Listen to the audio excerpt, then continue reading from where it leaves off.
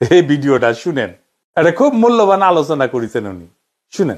একটা রাজনৈতিক সংগ্রামের ধারাবাহিকতায় একটা নতুন বাংলাদেশ নির্মাণের সুনির্দিষ্ট লক্ষ্য নিয়ে জুলাইয়ের অভ্যুত্থান সকল মানুষের সংগ্রাম হয়ে উঠেছিল। যে শহীদেরা আবু সাইদ, মুগ্ধ, ওয়াসিম, রিয়া গোপ কিংবা আমাদের ছাত্র সংগঠনের জুলফিকার শাকিল সহ অসংখ্য তরুণেরা প্রাণ দিয়েছেন।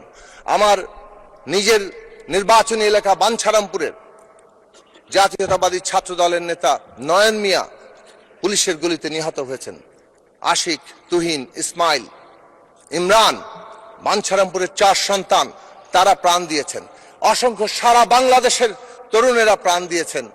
এবং সেই আন্দোলনে যে আকাঙ্ক্ষা তৈরি হয়েছে, সেই আকাঙ্ক্ষা হচ্ছে বাংলাদেশ একটা গণতান্ত্রিক বাংলাদেশ হবে এবং এই গণতান্ত্রিক বাংলাদেশের ন্যায় বিচার প্রতিষ্ঠা হবে।